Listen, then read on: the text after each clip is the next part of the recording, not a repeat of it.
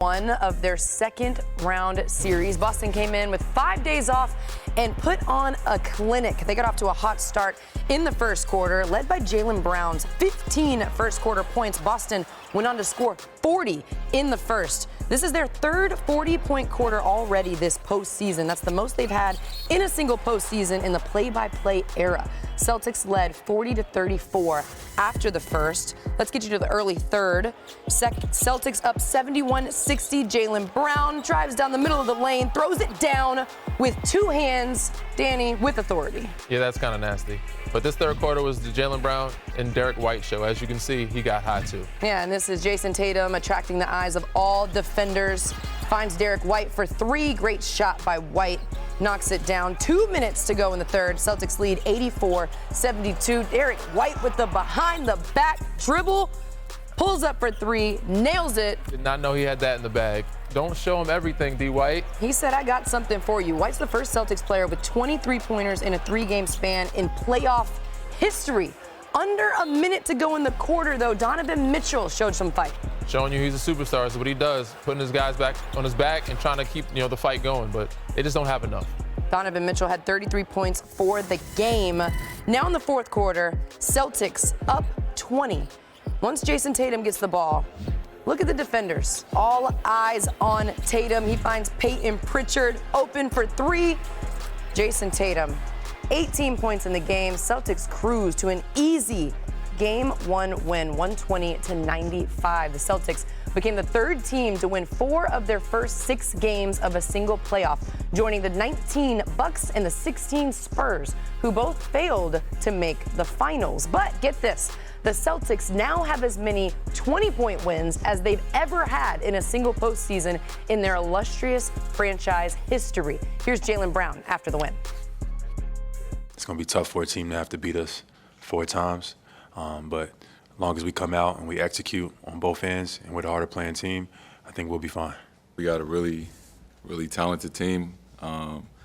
Shows the depth of our team and how we can win games in a lot of different ways.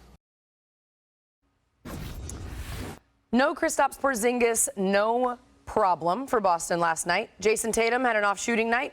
Didn't matter last night. Not many teams can go to their second, third, even fourth options and win in a blowout. So Zach Lowe, does Jason Tatum need to be a star for the Celtics to win it all? At some point, yeah. It might not be till the finals because this team is rolling through the East. The Knicks are running out of players. The Pacers are young and inexperienced. And the Cavs, I just don't think have enough to really compete in this series with Boston. But this is the strength of the Celtics. They have a really great player in Jason Tatum. But right below him, they probably have 4 guys who are among the top 50 at worst in the NBA. That is extreme top-end depth. You throw in Al Horford, and you have a recipe for in the finals, they're going to need all hands on deck, all hands playing well. Until then, they're going to be favored in every series. But I'll say this. Jaylen Brown's right. It's going to be tough for anybody to beat these guys 4 times in a row. Jason Tatum's right. They got a lot of talent and a lot of ways to beat you. They won 1 game in this series, and we know what Miami did to them in Game 2 in the first round. Some of that was just crazy shooting, but I want to see the Celtics come out in Game 2 and lay the smack down and say, we're not even wasting any time here. We're not going to get a little chill with this series after winning 1 game. We are going to take control, and we are not giving it back. That's kind of what this team has been missing in some of these playoff runs, and Game 2 is another shot for them to kind of get that mentality right.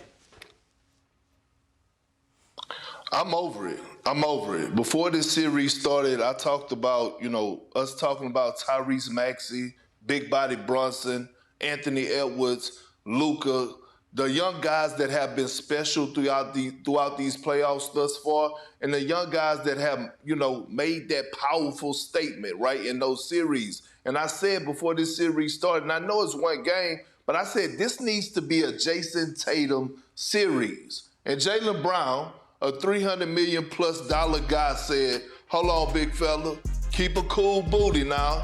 I got this. So when Zach said, is Jason Tatum the number 1 option, we want him to be the number 1 option. But the way Jaylen Brown came out with that 32 piece last night, he was like, hold on, I'm going to be the number one option right now. I'm the one that's going to stand on business. And listen, I always said this when it comes down to this duo. Jayson Tatum is that young, like he's that Ferrari in the garage with those shiny rims. His game looks pretty. But Jaylen Brown is that dually, that F-350 that's going to take those big loads across country and get the job done. And so when I'm looking at this Celtic team, do I believe that Jaylen Brown could be the best player on this team and lead this team to the NBA championship? Hell yeah, I do. And he has constantly reminded us all throughout these playoffs as spurts, because they do have a great team, that, hey, while y'all talking about Jayson Tatum and waiting on him to have his moment, y'all better start recognizing me. Yeah, I'm with Zach on this one. I don't think they're going to need him to play specifically, like, superstar well in the first or the next series. But to get to the finals, whoever comes out of the West, they're going to need him to play at a high level. And if he's not there, they're not going to win a championship. Obviously, they have Derek White. They have Drew Holiday. If Kristaps Porzingis comes back, he's another healthy body that can give them a threat. So they do have a lot of weapons. When you're coming out of the East and playing against a Western team in the finals, like the Denver Nuggets or the Minnesota Timberwolves, you see what they're coming with. They have a lot of weapons too. You know, I'm not counting out the Denver Nuggets because they are defending champs. They are down 0-2 right now. I give that to Minnesota a little bit. But if any one of those teams come out of the West, they have a lot of weapons they have to face. And if Boston is not who they are and Jayson Tatum's not who he is, normally they're not going to win that series. So Gobert is clearly in some rarefied air with his 4th Defensive Player of the Year award, but Kendrick Perkins, the question I have for you is, are those accolades enough for Rudy to make Big Perk's big list of big-time defenders? Well, usually, Andraya, it goes like this. It's a group participation thing.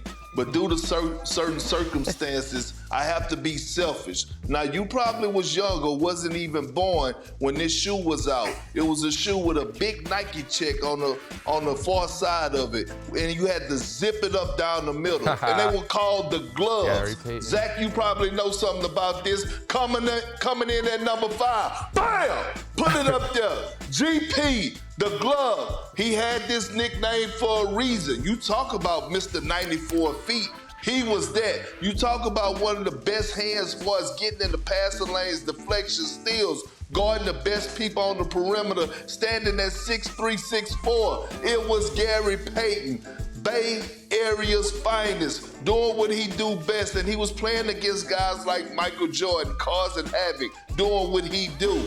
Coming in at number 4. People may say I'm being biased, but damn it, I seen it up close in person when we talk about one of the most versatile defenders at the big position. A 4. Put it up there.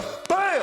My guy, Kevin Garnett, KG, a.k.a. the big ticket. When you talk about a defensive specialist, underrated rim protector, a guy that was 7'1", that could switch and play the 1 through 5 defensively. You talking about a guy who's one of the best denying persons in the league?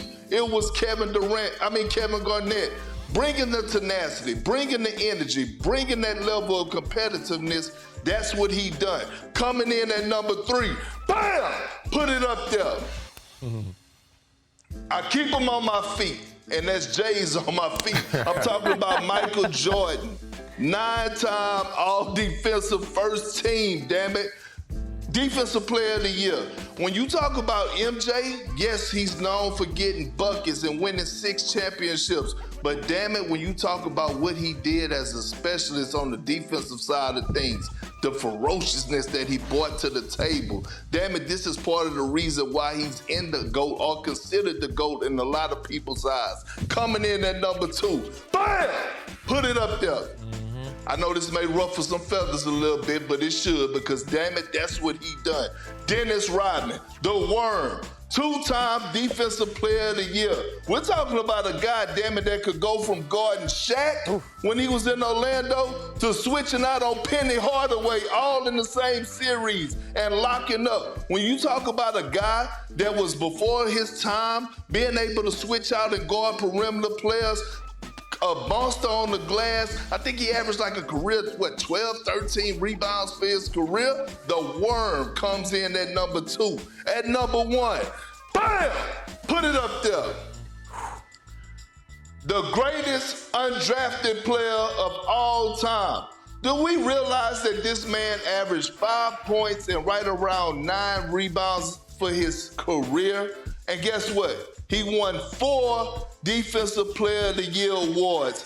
Ben Wallace. Did you see him in 2004 on that Piston team? Arguably the greatest defensive team we've ever seen. Guess who he was guarding by himself? A guy by the name of Shaquille O'Neal, one of the most dominant players that has ever played the game of basketball. So again, this is not Andraya's list.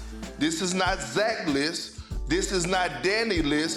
This is Big Perk's list. This is my list of all time, and they say big time defenders. I'm going top 5 defenders to ever play the game of basketball.